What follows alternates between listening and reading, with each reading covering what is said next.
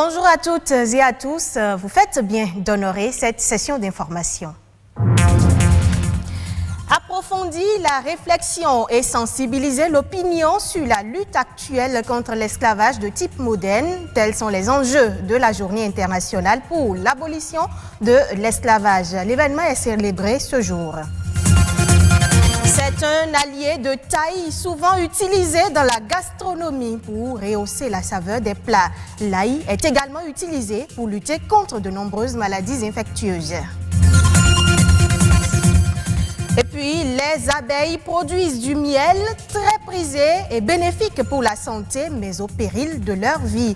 Un ingénieur agronome nous enseigne des techniques pour extraire le miel en gardant la vie sauve aux abeilles.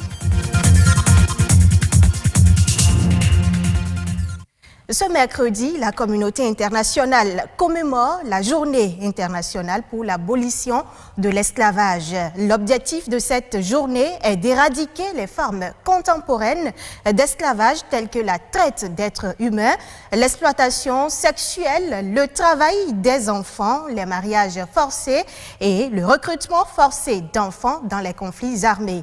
René Arossi et Stanislas Linkmont nous parlent de l'esclavage et de ses impacts sur l'Afrique. Environ 13 millions d'esclaves ont été de force embarqués de l'Afrique pour l'Amérique par des Européens du 16e au 19e siècle. La dernière esclave survivante amenée aux États-Unis en 1860 s'appelait Sally Smith. D'origine béninoise et de son vrai nom, Redoshi, elle a été enlevée dans un village de l'actuel Bénin à l'âge de 12 ans. Redoshi a servi comme esclave pendant plus de 70 ans dans une plantation jusqu'en 1937 à Alabama. L'esclavage, ça se pratique généralement sur le plan local. Mais l'esclavage s'est transformé en traite négrière lorsque ce circuit, ce commerce s'est internationalisé entre les trois continents, notamment l'Europe, l'Afrique et l'Amérique. Pour obtenir les esclaves africains, des armes à feu, du vin, de la pacotille, des coquillages et même des coris étaient entre autres utilisés comme monnaie d'échange. Une pratique qui a causé la dislocation des grands empires africains. Déportés au cours de 4 siècles, près de 100 millions de jeunes du continent, ça a un impact irréfutable sur le développement. L'impact est également politique. La traite négrière est un des éléments explicatifs du retard que ce continent a connu parce que justement, on ne déportait pas n'importe qui. Les vieillards édentés, incapables de travailler, les femmes au sein pâles, etc., ne sont pas recherchées. Aujourd'hui, le Brésil, les États-Unis et la France, par l'adoption à l'Assemblée nationale française de la loi Taubira en 2001, ont reconnu l'esclavage comme étant un crime commis contre l'humanité. Maintenant, la question c'est de savoir s'ils sont prêts pour réparer les crimes qui ont été commis. Et comment est-ce que cette réparation sera faite? C'est le débat. Il y a de grandes compagnies européennes qui ont profité de l'esclavage. Et ces grandes compagnies et ces grandes banques ont investi dans le développement de leur pays. Donc, qu'on le veuille ou pas, l'esclavage a contribué au développement de l'Europe. L'esclavage a contribué au développement de l'Amérique. Pour certains, la loi sur la discrimination positive faite aux États-Unis est une forme de réparation. Cette loi a permis aux Noirs américains d'occuper des postes de responsabilité. Mais il faut continuer la bataille en faisant comprendre à la communauté internationale la nécessité de réparer les dommages causés à l'Afrique, recommandent ces anciens chercheurs. L'ail est consommé partout dans le monde. Il est connu de tous pour rehausser la saveur des plats. Mais ses bienfaits ne sont pas que gustatifs. Selon certaines personnes, l'ail aurait des effets bénéfiques sur la santé. Quelles sont les vertus de l'ail? Réponse dans ce reportage de Stéphanie Dekpemandoha. Très parfumé et très remarquable par sa senteur assez forte et piquante, l'ail est une espèce de plante potagère vivace à odeur et au goût fort.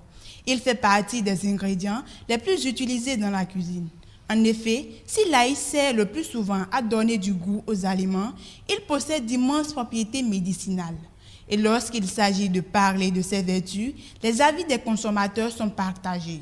Je prépare avec, mais je ne connais pas les avantages qu'ils ont dedans là. Quand vous avez quelque chose comme tension, des fois les gens disent de mettre ça dans la bouche et chaque fois d'avoir les gouttes. Quand un enfant tousse, on lui fait boire un mélange d'ail et de miel. C'est également bon pour ceux qui souffrent d'hypertension. Visiblement, ils connaissent pour la plupart les bienfaits de l'ail, qui possède des vertus pour la santé. Cependant, ils ignorent qu'il ne joue pas un rôle curatif pour toutes les maladies. C'est une substance qui équilibre la tension. Ce n'est pas quand on a l'hypertension qu'on commence à consommer l'ail. L'ail, il faut que ça soit dans notre habitude alimentaire pour prévenir la tension. Originaire de l'Asie centrale, l'ail a été découvert il y a plus de 3000 ans. Il est cultivé et commercialisé dans plusieurs pays. Tout comme au Bénin, il n'est pas rare de croiser des vendeurs d'ail dans les grandes villes africaines ainsi que dans les marchés. Une de ces gousses est une cartouche de vitamines et minéraux qui permettent à l'organisme de guérir ou de se défendre contre certaines maladies. C'est un antioxydant très puissant qui renforce d'abord le système immunitaire contre les infections, contre la toux. Ça a du zinc, ça a du sélénium, ça a aussi du chrome. Le chrome, c'est un minéral qui protège contre le diabète. Le zinc, c'est un minéral qui transporte la vitamine A vers la rétine. Et le sélénium, c'est un minéral qui stabilise le PSA dans l'organisme. L'ail permet de retrouver une bonne respiration au niveau du poumon et du cœur. Quelqu'un qui a un cholestérol très élevé dans l'organisme, il doit commencer par consommer l'ail. Intégrer l'ail dans son habitude alimentaire permettrait de lutter efficacement contre les cellules cancéreuses. Il réduirait le risque du cancer du poumon, de la gorge, de l'estomac, du côlon et des ovaires. Les spécialistes conseillent d'ailleurs la consommation de 4 gousses d'ail par jour. Et la meilleure manière de bénéficier de ses qualités nutritionnelles est donc d'éviter de le mettre au feu. Si vous voulez une guérison curative rapide, rachez ça avec la peau, mettez ça dans le thermos, vous chauffez l'eau, vous versez là-dessus, laissez ça pendant 15 à 20 minutes, vous obtenez déjà une infusion. Il est à noter que l'ail ne rime pas avec bonne haleine. Mâcher quelques feuilles de menthe, de laurier, du clou de girofle ou de petit cola pourrait aider à masquer l'odeur piquante de la bouche. Un autre élément à vertu thérapeutique, madame, monsieur, il s'agit du miel. Seules les abeilles savent faire le miel. Le miel peut être produit par plusieurs types d'abeilles, des plus agressives aux plus calmes. Leur réaction agressive est justifiée car ils se retrouvent en danger lorsque les producteurs doivent extraire le miel. Leurs niches sont détruites et les abeilles sont même tuées. Cependant, existe-t-il des moyens pour extraire du miel sans arracher la vie aux abeilles? Olivier Podécon, ingénieur agronome, revient sur l'importance de l'existence des abeilles et leur rôle dans la conservation de la biodiversité. On l'écoute. Dans le monde, nous avons jusqu'à plus de 20 000 espèces, mais au Bénin, on peut retenir l'espèce mellifère qui est Apis mellifera indica.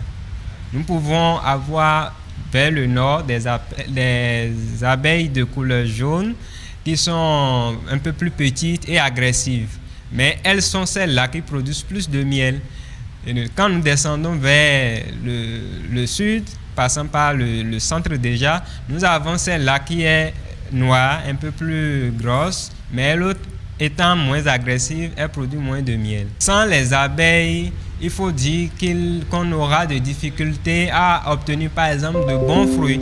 Cela suppose que déjà dans nos vergers, il est bien d'installer quelques ruches afin de profiter de ce rôle de pollinisateur que jouent les abeilles. Autrement, le miel ou les autres produits de ruche sont utilisés dans l'alimentation et dans beaucoup d'autres industries cosmétiques pour la commercialisation. Quand nous prenons le nord, les gens sont fiers de prendre le miel du nord, mais c'est du miel chassé.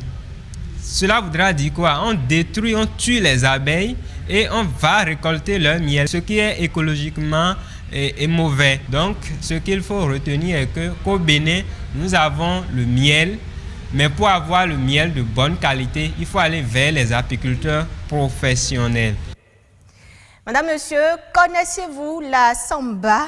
Eh bien, c'est un genre musical et une forme de danse apparue au Brésil et qui trouve ses racines en Afrique à l'époque de l'esclavage ouest-africain.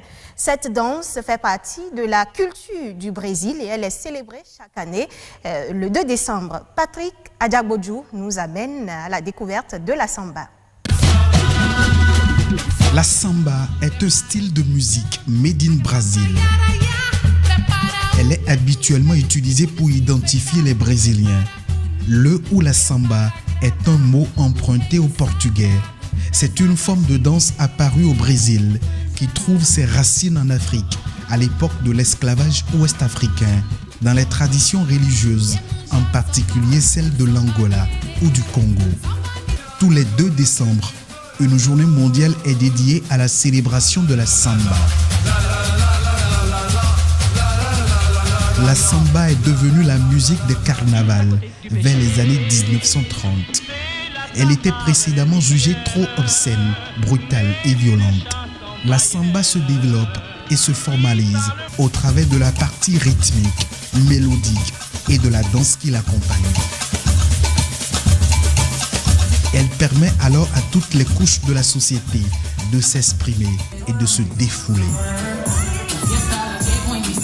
À partir des années 2000, s'immiscent de nouvelles influences comme le funk ou le hip-hop qui viennent à nouveau enrichir les rythmes de la samba.